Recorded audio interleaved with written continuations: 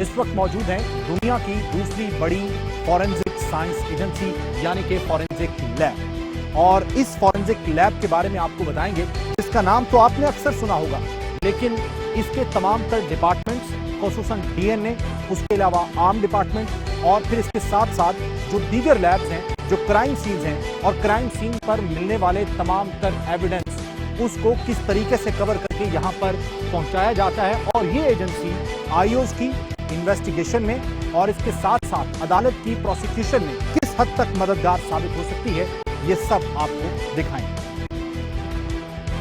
नाजरीन, इस वक्त डीएनए डिपार्टमेंट में मौजूद हूँ और इस लैब का सबसे बड़ा डिपार्टमेंट है। और इस डिपार्टमेंट की खासियत ये है कि सैंपल्स जो हैं वो 38 ईयर्स तक महफूज रह सकते हैं। और इतनी बड़ी लैब किसी जगह पर भी नहीं है पाकिस्तान में कि जो डीएनए को इस तरह से महफूज रख सके। और 2 केसेस का मैं ज़रूर जिक्र करना चाहूँगा। चुनिया, जहाँ पर बच्चों के साथ ज्यादती करके उन्हें कत्ल किया गया, उसके बाद ज़ैनब कत्ल केस जो ट्रेस आउट हुआ वो यहीं से हुआ और यहीं के डीएनए जो है वो हुए। हमारे साथ मौजूद हैं डीएनए डिपार्टमेंट के हेड हैं, सीनियर साइंटिस्ट भी हैं, नासिर सिद्दीक साहब। अस्सलाम वालेकुम सर। ठीक है सर। ये बताएं कि डीएनए आप काफ़ी अरसे से कर रहे हैं और इस लैब से भी आप काफ़ी अरसे से मुंसलिक हैं। इस वक्त डिपार्टमेंट की क्या सूरत हाल है, कितनी डेवलपमेंट हो चुकी है और जो केसेस हैं वो कौन से हैं जो हाईलाइटेड केसेस हैं? सर थैंक यू तारिक साहब, आपके आने का शुक्रिया। हमारे इधर ये DNA is one of the biggest department in the world. हमारे पास जो स्टाफ है इस वक्त, जो साइंटिस्ट, टेक्निकल स्टाफ है, we have 60 scientist which are working in this department। 60 scientist, दुनिया में किसी भी लेबॉर्ट्री में इतने साइंटिस्ट नहीं होते। हम average 100 cases, more than 100 cases इस डिपार्टमेंट में डेली रिसीव करते हैं। 100 means they have lot of evidences. Cases means they case which is registered against any FIR। तो हमारे पास हम उनको प्रोसेस करते हैं, हम और डेली बेसिस पे हम उनकी रिपोर्ट्स इशू करते हैं। पहले जब ये डिपार्टमेंट शुरू हुआ था, we have few people which are working as technical staff। तो अब हमारे पास काफ़ी स्टाफ जो हमने ट्रेन किया बाद में और उनको इस शोबे में लेके आए। मैं यहाँ पे बताता चलूँ कि जो डिपार्टमेंट है लैब की, ये भी खुसूसियत है और इतनी सिक्योरिटी है कि जहाँ पर इनकी एक्सेस है, मतलब डीएनए डिपार्टमेंट से इनका ताल्लुक है, तो ये डीएनए डिपार्टमेंट में फिंगरप्रिंट के जरिए जा सकते हैं, डीजी साहब भी नहीं जा सकते।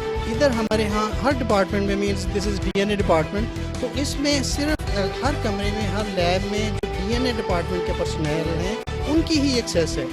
Every door is with biometric access. आप आर्म डिपार्टमेंट में नहीं जा सकते? तो मेरी एक्सेस ही नहीं है वहाँ पे। टू क्रिएट कॉन्फिडेंशियलिटी और ऑथेंटिसिटी के मीन्स हमने अपना काम करना है, उन्होंने अपना काम करना है, हम एक दूसरे डिपार्टमेंट में कभी भी नहीं जाते। और मोर ऑफ दैट, ना तो हमारे डायरेक्टर जनरल की किसी भी डिपार्टमेंट में ऐसे एक्सेस है और ना किसी एडमिनिस्ट्रेटिव और जो ऑफिसर्स इधर काम कर रहे हैं उनकी एक्सेस है। जो साइंटिस्ट है उन्हीं की एक्सेस है और हर साइंटिस्ट की एक लिमिटेड एक्सेस है कि वो फलां कमरे में जा सकता है, फलां में नहीं जा सकता। ज़ैनब कत्ल केस के बाद मुख्तलिफ केसेस में भी इजाफा हो जाती और इस तरह की सेक्सुअल असॉल्ट में काफ़ी ज़्यादा इजाफा हुआ। कुछ लोग ये समझते हैं, उनकी बड़ी गलत फहमियाँ हैं कि वो ट्रेस आउट नहीं होगी, तो उनके लिए क्या पैगाम है? डीएनए को किस तरीके से आप कलेक्ट करते हैं, किस तरीके से ट्रेस करते हैं? और लोग सामने भी आए हैं, मतलब 1700 लोगों का आपने टेस्ट किया चुनिया केस में और 1000 का टेस्ट किया आपने इमरान वाले केस में, ज़ैनब वाले केस में। Sir DNA is considered as a gold standard. Means जो हम आइडेंटिफाई करते हैं डीएनए, वो दुनिया में ना तो वो जिसको हम आइडेंटिफाई करते हैं तो ना तो दुनिया में ऐसा कोई बंदा पैदा हुआ है ना पैदा होगा। अल्लाह ताला ने एक ऐसा मॉलिक्यूल बनाया हुआ है, हमारी हर किस्म की आइडेंटिटी इसमें है। तो बहुत सारे केसेस इधर डेली बेसिस पे सबमिट होते हैं, बहुत सारे हाईलाइट हो जाते हैं और हाईलाइट जितने भी केसेस होते हैं उसमें lot of references sample submit होते हैं अक्यूज लोगों के। तो हम मैक्सिमम कोशिश करते हैं कि हम जो कल्प्रेट है उस तक पहुँचे। तो जितने भी केसेस, जैसे इस डिपार्टमेंट में हम सेक्सुअल असॉल्ट के केसेस सबमिट होते हैं, डेड बॉडी आइडेंटिफिकेशन के केसेस। कोई ये ना समझे कि वो ट्रेस आउट नहीं। नो, ये जैसे जैसे ये डेवलपमेंट इसकी हो रही है इस लेबॉर्ट्री की, तो जैसे जैसे हमारा एक डाटाबेस बन रहा है, ये जितने भी इधर एविडेंसेस आ रहे हैं या जितने भी रेफरेंस सैंपल्स आ रहे हैं उनका एक डेटाबेस बन रहा है, तो उससे हम एक टाइम आएगा कि जितने भी कल्प्रेट्स हैं उन तमाम का डेटाबेस। कि जो भी इस तरह की कोई हरकत करेगा तो आपके पास वो डाटा मौजूद होगा, मैच बिल्कुल ट्रेस आउट। इस जगह पे सिर्फ डीएनए डिपार्टमेंट है, ये कौन कौन से डिपार्टमेंट? ये इस floor, this is the first floor, इस डिपार्टमेंट इस फ्लोर के ऊपर हमारा DNA one of the biggest section, narcotic section इसमें और ट्रेस एविडेंस एक हमारा सेक्शन है, वो इसी फ्लोर पे है जो फर्स्ट फ्लोर हमारा दिया गया है इस बिल्डिंग में। नासिर साहब को हम साथ ही रखते हैं और जो क्राइम सीन है या दूसरे डिपार्टमेंट्स हैं उनका विजिट करते हैं। क्राइम कब कहाँ किसके साथ हो जाए, कब वारदात हो जाए, किसी को कुछ नहीं पता, लेकिन लैब की खास बात यह है कि यहाँ पे मॉक करने के लिए पूरा क्राइम सीन क्रिएट किया गया है। नासिर सिद्दीक साहब बताएंगे ज़रा, ये गाड़ी यहाँ पे, उसके अलावा पूरा घर और फिर आगे मार्केट, क्या मकसद है इसका? अच्छा सर, ये this is mock crime scene area हमने बनाया है। This is actually for the training of the investigation officers जो क्राइम सीन को रिस्पॉन्ड करते हैं क्राइम सीन के ऊपर जाके। तो इसका मकसद ये है कि this is made home full garage है इसका गैराज है। अब अभी आपको मैं बताता हूँ कि घर में किसी भी किस्म की कोई भी वारदात जो एक्सपेक्टेड हो सकती है, इट्स कंप्लीट हाउस, तो उस वारदात की नोयत के लिहाज से एक सेट लगाया जाता है। Means if there is a murder in the home, तो उसको हम उसका एक सेट लगाएंगे, मॉक सेट लगाएंगे कि ये एक मर्डर हो गया। वैसे ही वहाँ पे डमीज हम और डेड बॉडीज़ को रखेंगे, उसके ऊपर फायरिंग के निशान होंगे, ब्लड स्पैटर वहाँ पे होगा। तो ये एक्चुअली हम ट्रेनिंग देंगे इन्वेस्टिगेशन ऑफिसर्स को कि अगर ऐसा सीन हो जाए, किसी मर्डर हो जाए, डकैती हो जाए, कोई भी वारदात हो जाए, तो आपने कौन कौन से एविडेंसेस को कलेक्ट करना है और कैसे कलेक्ट करना है, और उनको उन एविडेंसेस को आपने कैसे टैग करना है, और उसको फ्री ऑफ कंटेमिनेशन रखने के लिए आपने कौन कौन सी SOPs को फॉलो करना है। मैं यहीं से आगाज़ करेंगे। नाज़िम, ये इस घर में हम खड़े हैं, आपने गिराज को देखा, एक साइड पे जब आप इन होते हैं तो गिराज बनाया गया बिल्कुल वैसे ही जैसे हमारे घरों के साथ अक्सर होता है कि जब आप 5 मरले का घर को बनाते हैं तो उसके साथ एक गिराज बनाते हैं गाड़ी के लिए।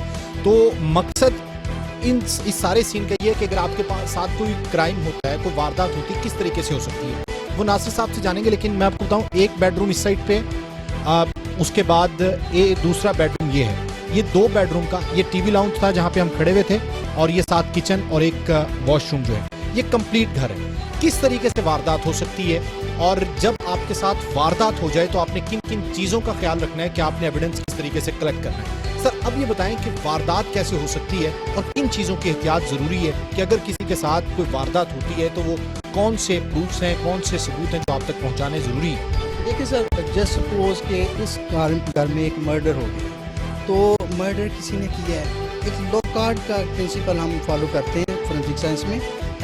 जब भी कोई भी लॉकआउट का प्रिंसिपल ये है कि हर बंदा जिधर भी जाता है या वहाँ जाता है, कुछ चीज़ें अपनी वहाँ पे छोड़ जाता है और बहुत सारी चीज़ें वहाँ से ले जाता है। मीन्स इस घर में एक बंदे ने अगर किसी असेलेंट ने कोई वारदात की है तो वो दरवाजे की तरफ से आया होगा या किसी और इंट्रेंस से आया होगा, तो उसके फिंगरप्रिंट्स होंगे। जब जिधर वो आया होगा वहाँ पे उसके बाल शेड हुए होंगे।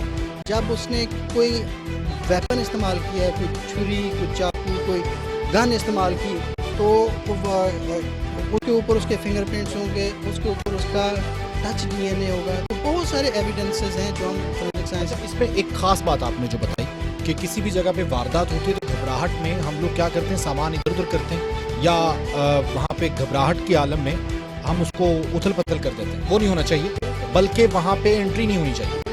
उस तमाम एरिया को कॉर्डन ऑफ कर देना चाहिए अगर हम किसी भी असेलेंट को पकड़ना चाहते हैं जिसने इस कोई बात, क्योंकि वो जिधर भी गया है, कोई भी गया, उसका वो अपने बहुत सारे एविडेंसेस वहाँ पे छोड़े। तो उसको आइडेंटिफाई करने के लिए हमें ये सब उसको ख़ास तौर पे एहतियात करनी चाहिए कि वहाँ पे क्राउड ना हो, वहाँ पे कोई जाए ना, जो जिन जगहों से वो एक्सपेक्ट किया जाता है कि वहाँ से आया होगा, उन जगहों को हाथ ना लगाएं, दरवाज़ों को उन हैंडल्स के साथ ना खोलें। तो अगर हम ये सारा अच्छी इन्वेस्टिगेशन करना चाहते हैं, यहाँ पे आप लोग मॉक एक्सरसाइज करते हैं और जितने IOs हैं, इन्वेस्टिगेशन ऑफिसर्स हैं, उनको नित नए तरीके बताते हैं इन्वेस्टिगेशन के, और कौन कौन सी चीज़ मददगार हो सकती है इन्वेस्टिगेशन में, वो सिखाते हैं। देखिए सर, हमारा ये हम ट्रेनिंग देते हैं कि जितने भी हमारे इन्वेस्टिगेशन ऑफिसर्स हैं, मुख्तलिफ एजेंसीज के, न्यूज़ पुलिस की या किसी और एजेंसीज के, जो जिनका काम है क्राइम सीन को रिस्पॉन्ड करना, हम उनको बुलाते हैं इधर, उनको ट्रेनिंग देते हैं कि आपने क्राइम सीन को कैसे रिस्पॉन्ड करना। तो बेसिक मकसद इस पूरे एरिया का ये है। ये मार्केट है। पहले हमने नाजरीन घर देखा, जब हम स्टार्ट में आए तो क्राइम सीन के लिए जो यहाँ पे क्रिएट किया गया ताकि जो आईओज हैं, जो इन्वेस्टिगेशन ऑफिसर्स हैं किसी भी डिपार्टमेंट के, उनके लिए किस तरह से हेल्पफुल हो सकता है। घर के साथ एक गैराज है, वहाँ पे गैराज के साथ एक घर, 2 बेडरूम, उसमें वॉशरूम, किचन, हर चीज़ वहाँ पे मौजूद है, टीवी लॉन्च मौजूद है, वो देखा। अब उसके बिल्कुल साथ ये मार्केट है, ATM है, यहाँ पे बैंक है, उसके बाद गारमेंट्स की शॉप है, ये आप देखें 5 शॉप। सर ये किस लिए आपने किया? ये सर बेसिकली हमारी सोसाइटी में या हमारे सारे इलाके में सिर्फ घर ही तो नहीं ना होते जब वारदात हो सकती है, मार्केट भी हैं, बैंक रॉबरीज हमारे यहाँ इधर बहुत ज़्यादा है, और ATM की रॉबरीज बहुत ज़्यादा हैं वहाँ पे। तो ये सारी मोबाइल शॉप की शॉप्स की रॉबरीज हैं, जहाँ लोग दुकानों के अंदर, शॉप्स के अंदर जाकर बहुत सारी वारदात करते हैं। तो वो ऐसा हमने माहौल क्रिएट किया है कि अगर ऐसी शॉप में कोई वारदात हो जाए तो वहाँ पे कैसे उसको रिस्पॉन्ड करना है, कौन कौन से एविडेंस को आपने कलेक्ट करेंगे। यहाँ पे भी यही किसी चीज़ को हमने हाथ नहीं लगाना। मीन्स ये दिस इज मोबाइल शॉप। तो मोबाइल शॉप में जो भी वारदात करेगा उसका कंसर्न ये है, अगर मैं वहाँ से कुछ पैसे स्नैच करूँ या मोबाइल फ़ोन स्नैच करूँ, तो हम सबसे पहले देखेंगे कि ये वो कहाँ से एंट्री कर सकता है। तो जो एंट्री पॉइंट्स होंगे हम उनको फोरेंसिकली देखेंगे कि इसके ऊपर फिंगरप्रिंट्स तो नहीं है उसके, इसके ऊपर कोई जब वो अंदर दाखिल हुआ है तो उसका कोई अपना DNA तो उसके ऊपर बाहर नहीं रह गया। मीन्स ऐसे जब भी कोई ऐसी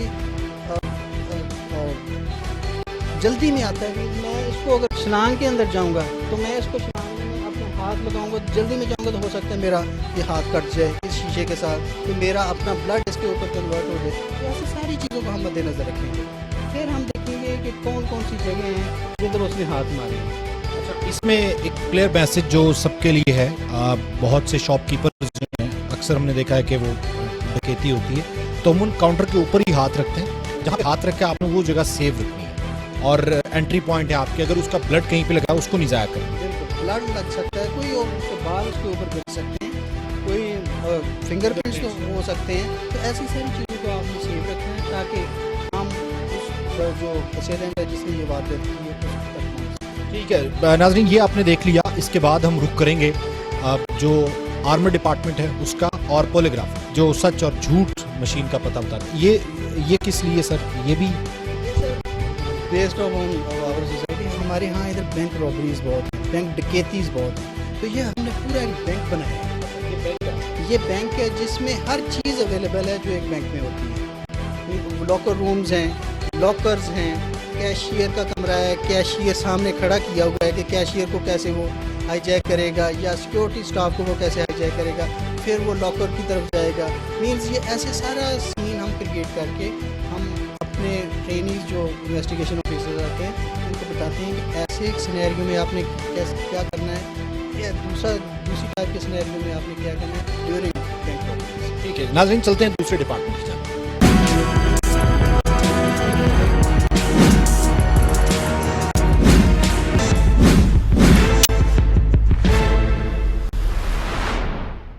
नासिर साहब, सच झूठ पकड़ने वाली मशीन आमतौर पे कहा जाता है, इस लैब में ये फैसिलिटी भी मौजूद है। पॉलीग्राफी इसको कहा जाता है, पॉलीग्राफी टेस्ट करवाया जाता है, और ये किन का करवाया जाता है? अच्छा सर, ये हमारा डिपार्टमेंट है, one of the very important department, जिसका मकसद basically investigation point of view से हम देखना चाहिए। तो पॉलीग्राफ एग्जामिनेशन हम इस टेस्ट को कहते हैं। पॉलीग्राफ एग्जामिनेशन में हम ये देख सकते हैं कि ये जो अक्यूज्ड है ये इस बात पर झूठ बोल रहा है या नहीं। ये प्रॉपर टेस्ट होता है ऑन द साइंटिफिक बेसिस। तो आबिद और यूब साहब इस डिपार्टमेंट के हेड हैं, वो आपको थोड़ा सा एक्सप्लेन करेंगे क्या करते हैं। कैसे अगर कोई झूठ बोलना चाहे और अपने नर्व्स को कंट्रोल उस पर वो अच्छा खासा और वो तासुरात भी ना देता हो, तो हाउ इज इट पॉसिबल कि यहाँ पे भी आ जाता है? ये वैसे तो मतलब अजीब सी बात लगती है।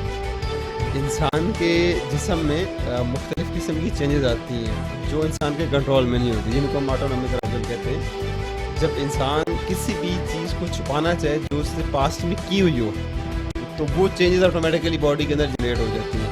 तो उन चेंजेस को इंस्ट्रूमेंट डिटेक्ट करता है। गुस्सा दिला के पूछते हैं कि नॉर्मली पूछा जाता है? हम बिल्कुल काम एंड कूल रख के क्वेश्चंस करते हैं, वो बगैर किसी को इंस्टिगेट की हुई है, गुस्सा दिलाए हुई है, इश्तिहाल दिलाए हुई है। ज़्यादातर कौन से यहाँ पे क्रिमिनल्स होते हैं जिनका टेस्ट?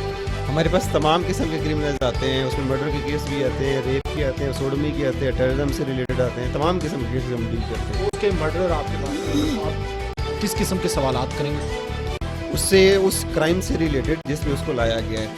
मर्डर का केस है तो उससे मर्डर से रिलेटेड, मतलब आपने समिया का कत्ल किया या नहीं? जी बिल्कुल ऐसा ही। हम उससे उसकी इन्वॉल्वमेंट का लेवल चेक करेंगे। फर्ज करें अगर आईओ में ये बताता है कि इसकी इन्वॉल्वमेंट यहाँ तक है कि इसने कंस्पायर किया है, किसी को इंस्टिगेट किया, तो उसकी क्वेश्चन उसके अकॉर्डिंग होंगे। अगर आईओ ये बताता है कि इसने खुद फायर मारा है, गोली से मारी है, छुरी से इसने उसकी गर्दन काट दी है, तो हमारे क्वेश्चन उसके अकॉर्डिंग होंगे। यानी ग्रेजुअली आप उस तक लेके आते हैं, आप ये नहीं कि डायरेक्टली बैठते नहीं पूछते? नहीं, उसका प्रोसेस ये होता है कि जब सस्पेक्ट आके हमारे पास बैठता है तो हम उसका पहले एक इंटरव्यू कंडक्ट करते हैं, और इंटरव्यू में हम दो चीज़ों को फोकस कर रहे होते हैं। एक उसके वर्बल रिस्पॉन्स क्या है और दूसरे उसके नॉन वर्बल रिस्पॉन्स क्या है। उसके बाद फिर हम क्वेश्चन फॉर्मुलेशन होती है, और क्वेश्चन फॉर्मुलेशन के अंदर हम उसको बिफोर एड तमाम चीज़ें डिस्कस करते हैं कि उससे टेस्ट के बीच में कौन से सवालात किए जाएंगे, और उन सवालात के जवाबात भी उसको पहले से पता होते हैं जब हम उसके साथ डिस्कस कर रहे तो हो। आप क्रिमिनल को या सस्पेक्टेड को यहाँ बिठाते हैं तो आपके पास आईओ मौजूद होता है, या ये सिर्फ लैब की रिस्पॉन्सिबिलिटी आप यहीं पे मौजूद होते हैं, उसके बाद रिजल्ट आप देते हैं? नहीं, आईओ बिल्कुल मौजूद नहीं होता। किसी भी केस के अंदर जो एग्जामिनर है जो उस टेस्ट को कंडक्ट कर रहा है, वो और सस्पेक्ट बस दो बंदे होते हैं कमरे के अंदर, तीसरा बंदा नहीं होता। जब कंप्लीट टेस्ट होता है उसके बाद सस्पेक्ट को हैंड ओवर किया जाता है आईओ के, और जो रिजल्ट्स होते हैं वो हम एक रिपोर्ट जनरेट करते हैं, और रिपोर्ट कंसर्न डिपार्टमेंट को भेज दी जाती है। ऑथेंटिसिटी की इंटरनेशनली मैं इसकी अगर बात करूं तो ये 90+% की मैं बात करूंगा कि इट्स रिलायबल इंस्ट्रूमेंट। जो इंटरनेशनल रिसर्चेज हैं, अमेरिकन पॉलीग्राफ एसोसिएशन की रिसर्चेज अवेलेबल हैं जो इसको सजेस्ट करती हैं कि ये 90+ जो है ना, ये इसकी रिलायबिलिटी है। चलिए हम डेमो करके दिखाते हैं नाजरीन आपको कि किस तरीके से ये लोग रिसर्च करते हैं। वेव्स बनना शुरू होती हैं, ये वेव्स बनती हैं, वेव्स के जरिए आपको पता चलता है। इसको हम ग्राफ्स कहते हैं। पॉलीग्राफ्स का मतलब है कि मैनी ग्राफ्स, तो ये डिफरेंट ग्राफ्स बनते हैं। उसमें 3 पैरामीटर्स है जो जिनको हम फोकस कर रहे हैं। एक उसमें रेस्पिरेशन आती है, एक कार्डिक एक्टिविटी आती है, और एक होती है स्किन कंडक्टिविटी। ये 3 पैरामीटर्स हैं। इन 3 पैरामीटर्स की ट्रेसिंग आ रही होती है लैपटॉप की स्क्रीन के ऊपर, और उस ट्रेसिंग के बाद क्योंकि ये फिजिकल डाटा होता है, फिर हम इसको स्कोर करते हैं। ऑब्जेक्टिव स्कोरिंग होती है, और ऑब्जेक्टिव स्कोरिंग के बाद हमें पता चल जाता है कि यहाँ पे से सच बोला और यहाँ पे से झूठ बोला।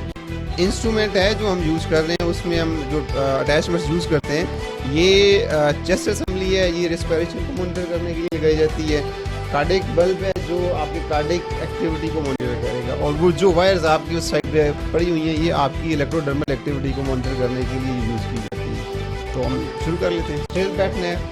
तमाम जो क्वेश्चन मैं आपसे करूँगा, आपने मुझे ये सिर्फ नो में रिस्पॉन्स देना है। नो, सिर्फ नो, यस नहीं, सिर्फ नो। आपने 2 पे सर्कल किया, मैं आपसे ये क्वेश्चन करूँगा कि आपने 2 को सर्कल किया, आपने कहना नहीं किया, और ना करेंगे तो ये झूठ होगा।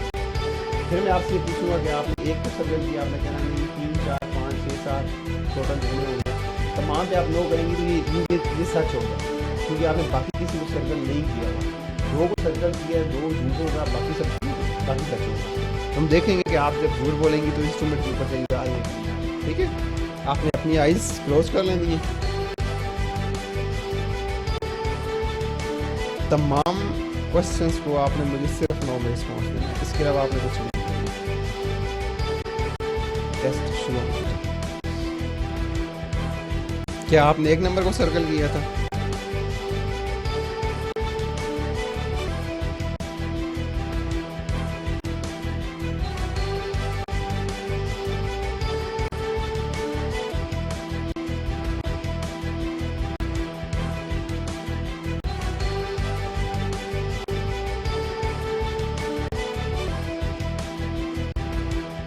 क्या आपने 2 नंबर को सर्कल किया था?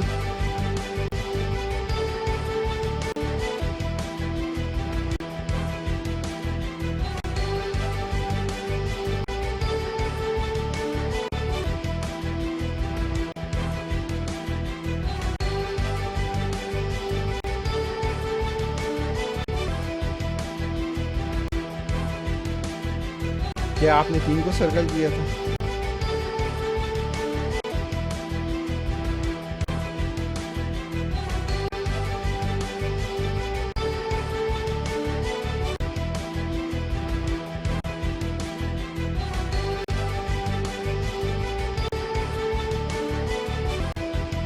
क्या आपने 4 को सर्कल किया था?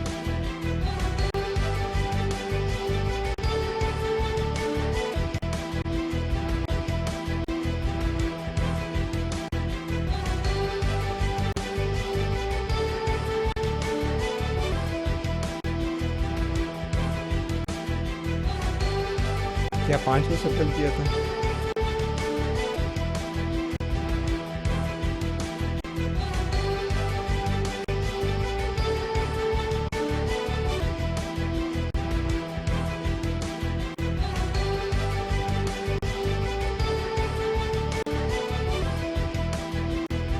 क्या आपने 6 को सर्कल किया था? आबिद साहब, ये हमने 2 सर्कल किया था और उसके बाद आपने क्वेश्चन किया था, तो ये क्या रिजल्ट है? जी बिल्कुल, हमने एक छोटा सा टेस्ट किया है, डेमो टेस्ट हम इसको कहते हैं, और इसमें इन्होंने मेरे कहने पे झूठ बोला है। इन्होंने 2 को सर्कल किया और इनके बाद इन्होंने ये कहा कि इन्होंने 2 को सर्कल नहीं किया, और बाकी जो नंबर्स हैं इस पर इन्होंने कहा कि इन्होंने सर्कल नहीं किया। बाकियों पे ना करने का मतलब ये है कि इन्होंने सच बोला है। 1 पे भी सर्कल नहीं किया, अगर ना करेंगे तो सच है, 3 पे भी, 4 पे भी, 5 पे भी, सो ऑन। 2 पे अगर ये ना करेंगी तो 2 के ना का मतलब है कि इन्होंने झूठ बोला है, और भी मेरे कहने पे। जब आपने टेस्ट किया, जो अवेलेबल डाटा है उसके अकॉर्डिंग अगर आप देख सकते हैं, क्वेश्चन नंबर 2 है जिसका हाईएस्ट रिएक्शन या सबसे ज़्यादा स्कोर इन्होंने अचीव किया इस नंबर के ऊपर। ये सजेस्ट कर रहा है कि इस नंबर के ऊपर इन्होंने यहाँ पे झूठ बोला है। और वो इंस्ट्रूमेंट्स में सारी जो लेयर्स हैं वो सारी एक ग्राफ एग्जैक्टली ऊपर ग्राफ्स हैं, ये भी जरा जी जी मैं दिखाता हूँ।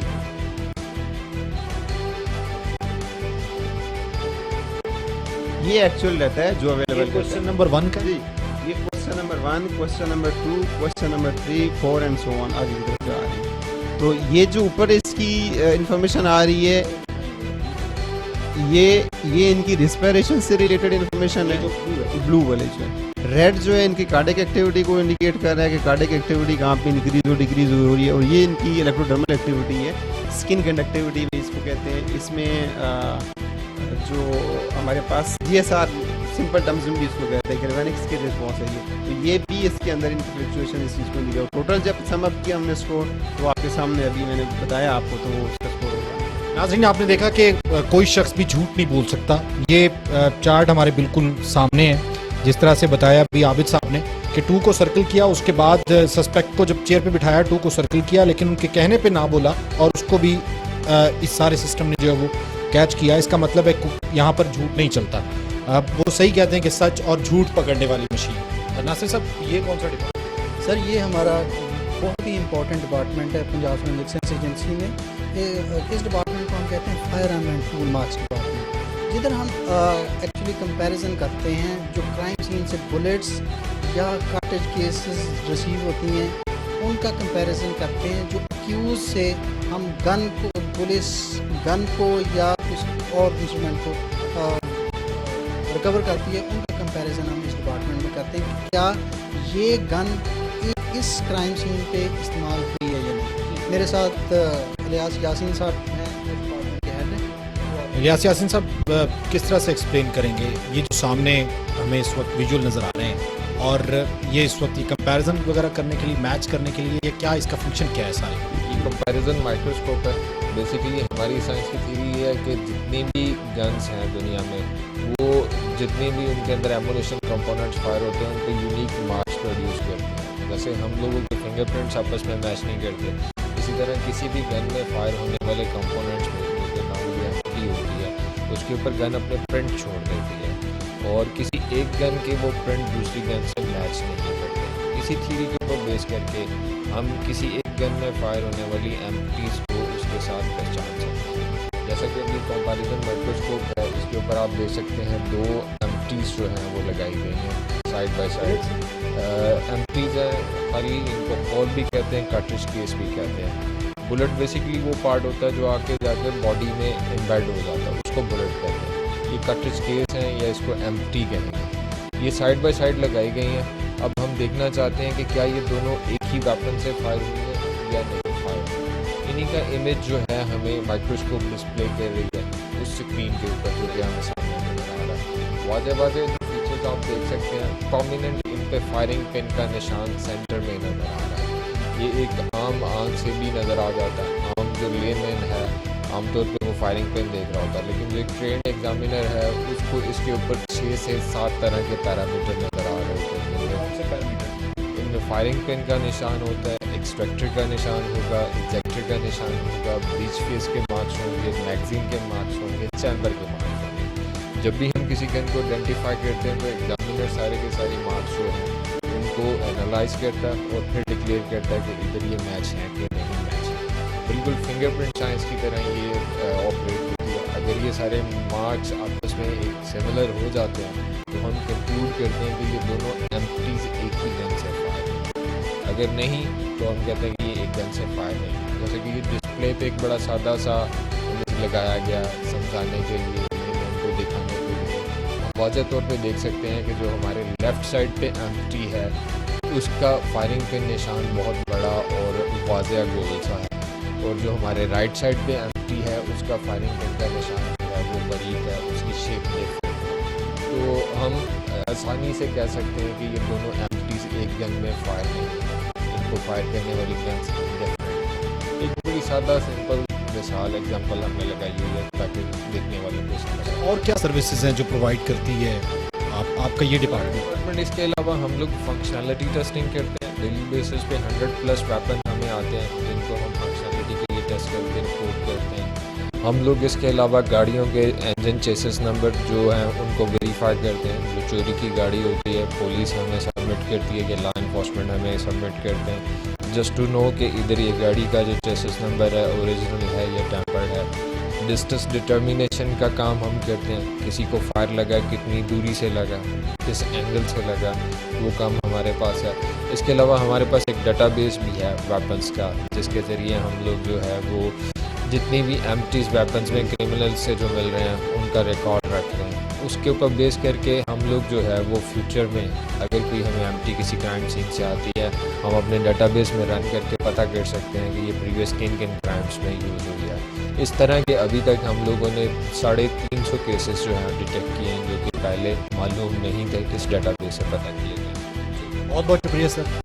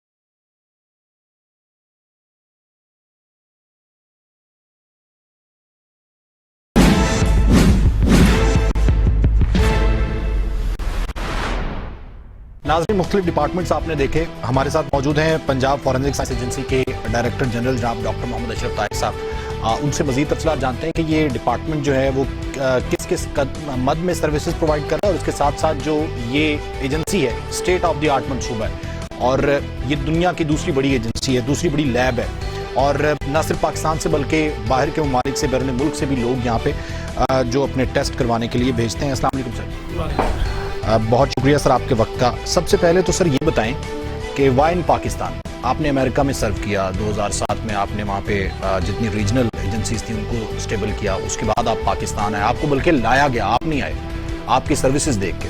तो पाकिस्तान आने पर पछतावा है या जो सर्विसेज आप प्रोवाइड कर रहे हैं उस पर फख्र भी होता है? देखिए जी, कोई पछतावा नहीं, क्योंकि मैं अपने आप आया हूँ, चूँकि I was invited by the government of Punjab at that time. लेकिन उसके बाद चूँकि मैं वाई आई केम, जो आपने सवाल पूछा है कि मैं यहाँ क्यों आया, इसलिए आया कि I have served in America for last 35 years इसी प्रोफेशन में, और वो वहाँ इसीलिए गया हूँ पाकिस्तान की वजह से। अगर मेरे पास एजुकेशन पाकिस्तान से ना होती तो I would have never and up in America. बिल्कुल। सो आई ओ पाकिस्तान, क्योंकि जो लोग पाकिस्तान को बुरा भला कहते हैं ये वैसा वैसा मुल्क है, पाकिस्तान ने what doctor Tahir is today it is because of Pakistan. So इसलिए मैं आया कि एक मेरे पास नो है, अगर मैं टेक्नोलॉजी ट्रांसफ़र कर दूँ तो अल्लाह ताला शायद इसी बदले हमें अगले जहान में कोई हमारी राहत हो जाए, क्योंकि उनकी अल्लाह की रहमत के बगैर कुछ नहीं है। तो ये एक सर्विस है पाकिस्तान के लोगों के लिए, क्योंकि बेसिक चीज़ जो है किसी स्टेट की वो ये होती है कि सिक्योरिटी प्रोवाइड करना to the citizen of your country. तो ये एक सिक्योरिटी एजेंसी है, अगर हम इसमें इंसाफ मिल जाए, जो कि विक्टिम्स हैं उनको इंसाफ मिल जाए, इससे बड़ी कोई नहीं हो सकती, और इसे ऑल बिकॉज ऑफ पाकिस्तान। अच्छा, 2009 से पहले फॉरेंसिक का कॉन्सेप्ट नहीं था पाकिस्तान में? पाकिस्तान में एक्चुअली फोरेंसिक लैब जो बनी थी सबसे पहले 1906 में बनी थी ब्रिटिश इंडिया में, that was on 1 Birdwood road Lahore. अब ये देख लें कि अमेरिका में जो पहली लैब बनी है ना वो 1932-33 में बनी है। इसका मतलब India was ahead, India and Pakistan at that time, subcontinent at that time, ahead in forensic at that time. लेकिन अब देखें अमेरिका कहाँ है, हम कहाँ, वो जो 1906 में बनी थी वो उसी तरह ही रही है 100 साल। डाउनफॉल के रीजन क्या है? 100 हमने इम्प्रूव नहीं किया, हमने इसमें कंटिन्यूइंग एजुकेशन नहीं की। यहाँ बहुत से रूल ऐसे देखे मैंने कि कंटिन्यूइंग एजुकेशन जो है ना वो बहुत ज़रूरी। अगर आप एक दफ़ा नॉलेज सीख लिया है तो आपको 10 साल के बाहर नहीं जाना, और 5 साल में तो नॉलेज डबल हो जाता है, बल्कि आजकल तो 2 साल में ही हो रहा है। तो जो नई चीज़ें आ रही इस एजेंसी में, जो मैंने सबसे हमने इंटरनेशनल स्टैंडर्ड पे बनाई है, इसमें ये ज़रूरी है कि everybody, every scientist will go once a year for continuing education। यहाँ जितने लोग 450 साइंटिस्ट काम करते हैं, हम ये फुलफिल करते हैं, अगर नहीं करेंगे तो we will be lagged by the accreditation body. हम वो इस तरह का 130 के करीब साइंटिस्ट में बाहर भेज चुका हूँ, बिल्कुल डेलीगेशन के वहाँ ट्रेनिंग के लिए। बाकी जो हम यहाँ बुला लेते हैं चाहे ट्रेनिंग यहाँ हो जाए, हर फील्ड में हम वही काम कर रहे हैं जो अमेरिका की कोई लैब कर रही है। We are at par with them.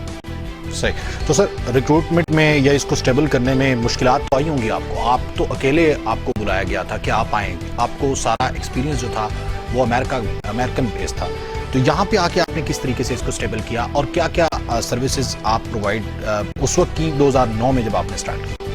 देखिए जी, आपने ये सवाल किया है कि आपको क्या मुश्किलात कैसे पेश आई जब शुरू से। इट वाज पॉलिटिकल विल, चूँकि जो अखराजात थे, जो इसके एक्सपेंडिचर थे, वो गवर्नमेंट ने पूरी सपोर्ट किया, और उससे आगे जो है कि इसको चलाना दैट वाज वेरी डिफ़िकल्ट। चूँकि जब चूँकि मैं इसको बनाने के लिए आया था, इसको एज ए डीजी नहीं आया था। जी, आपने तो वापस चले जाना था। मैंने चले जाना था, तो मुझे सीएम साहब उस वक्त ये कह रहे थे कि जी आप इनको चलाएं, ये चल रही नहीं है। CM Shahbaz Sharif at the time.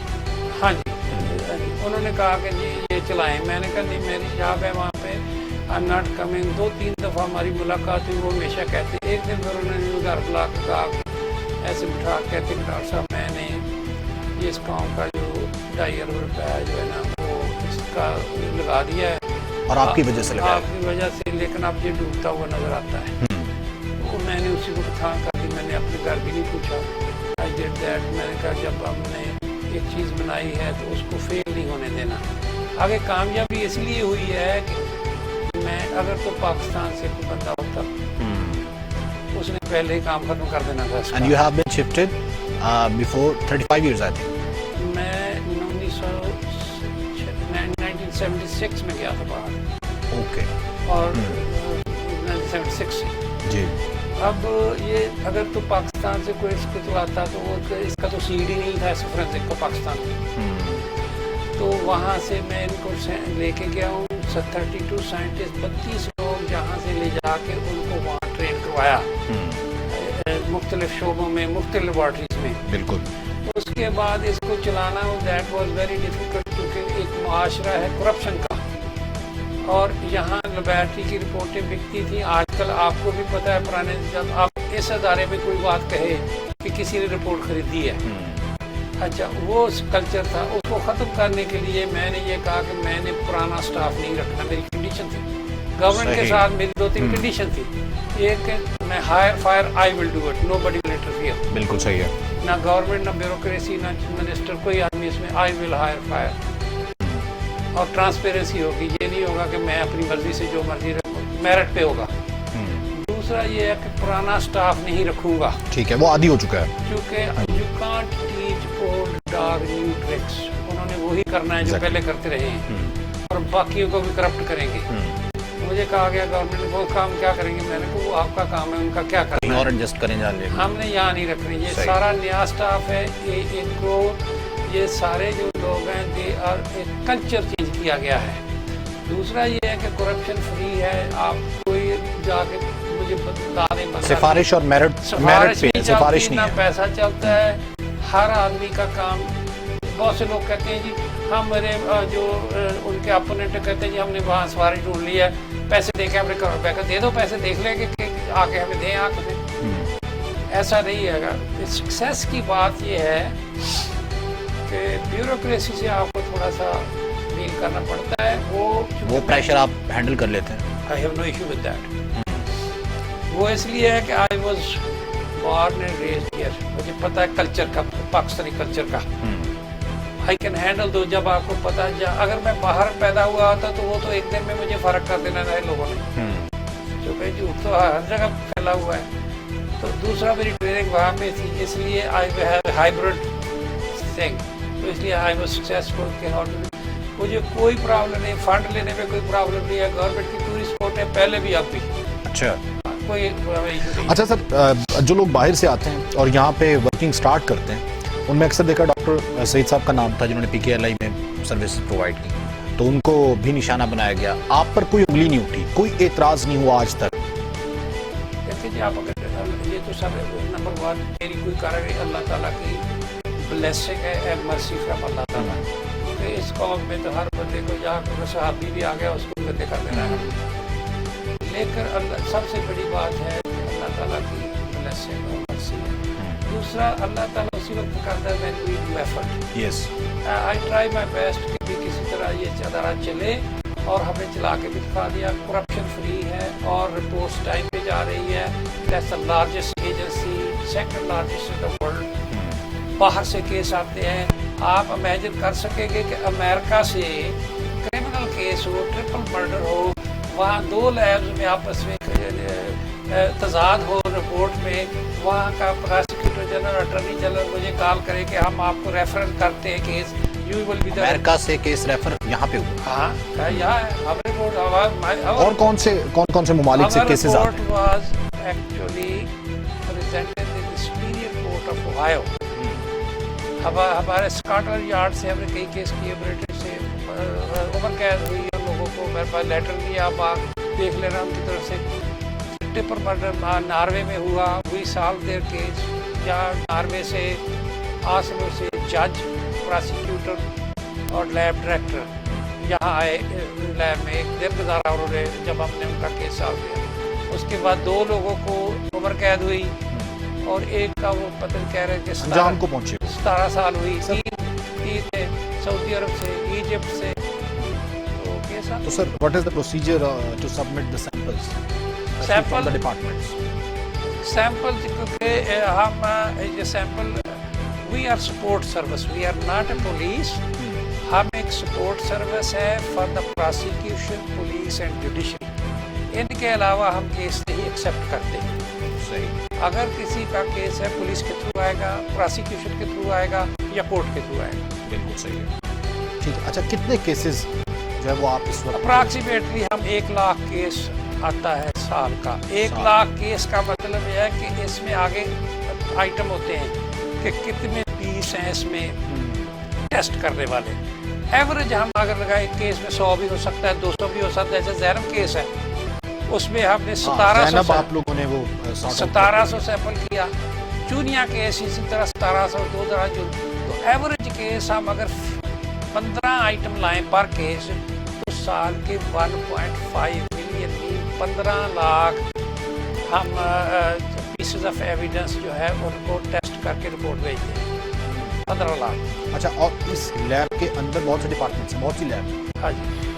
जाहिर है कि अच्छा इसमें ये भी बताइएगा जैसे आपने कहा कि केसेस आते हैं उसको सॉर्ट आउट करते हैं जो जुडिशरी के जरिए हैं, पुलिस के जरिए हैं। तो पुलिस क्या तरीका इख्तियार करती है? क्राइम सीन पे आप लोगों की टीम भी जाती है बाज़ औक़ात, वो बाज़ औक़ात जाती है कि वो मस्ट है कि जिस जगह भी क्राइम होगा वहाँ पे आपकी टीम जाएगी भी? देखिए जी, जहाँ भी क्राइम होगा क्योंकि हम पुलिस के लिए सपोर्ट है, केस पुलिस का है, पूरी केस बिलोंग्स टू पुलिस। हमें कोई भी हीनियस क्राइम, मिसाल के तौर मर्डर है, रेप है, सेक्सुअल असॉल्ट है, एक्सप्लोजन है, बैंक रॉबरी है, वी शुड बी कॉल्ड।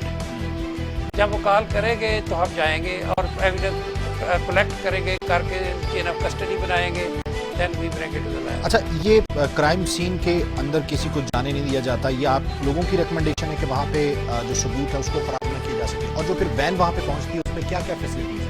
उसमें हर केस प्रोसेस करने की, मतलब मर्डर केस को करिए, मेरे मर्डर केस को प्रोसेस करने के लिए everything is there what we need to collect evidence, to photograph the evidence, to video photograph, still photograph.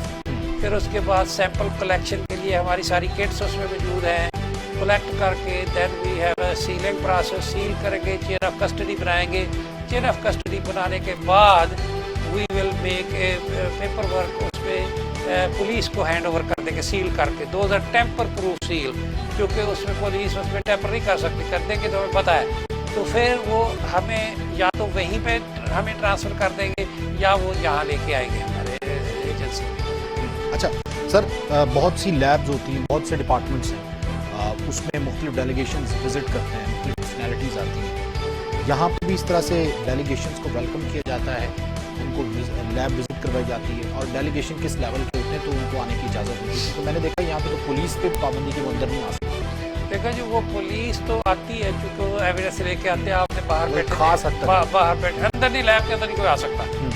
Lab के अंदर जिसने विजिट कर रहा है, मिसाल के तौर पे कोई जुडिशरी है, हम उनको लाते हैं जुडिशरी को, क्योंकि they are the end user, उन्हें पता होना चाहिए कि हम क्या कर रहे हैं। बल्कि जुडिशरी है, प्रोसिक्यूटर को हम लाते हैं, ट्रेन करके ट्रेनिंग भी देते हैं, जुडिशरी को ट्रेनिंग देते हैं, पुलिस जो डिटेक्टिव है, आईओज है, उनको ट्रेनिंग, डॉक्टर, मेडिकल डॉक्टर जो है, मेडिकल लीगल वाले, उनको ट्रेनिंग देते हैं। तो इस तरह आते हैं। जैसे आप आज ही मुझे ये अकेडमी से जो हमारी जुडिशल अकेडमी के भी 6-7 ट्रेनिंग में हैं जजेस, उनको हमने ला रहा है। कल मेरा ख्याल वो आ रहे हैं, कल उन्होंने आना है। तो इस तरह जो आता है अप्रूवल के साथ आता है। अच्छा, ट्रेनिंग सेशंस किस तरह से चलते हैं आपके साइंटिस्ट के? क्या पाकिस्तान में चलते हैं या बाहर भी भेजते हैं? देखिए जी, साइंटिस्ट को मैंने पहले बताया था थोड़ी देर पहले कि साइंटिस्ट हम एक तो बाहर भेजने का तरीकाकार है।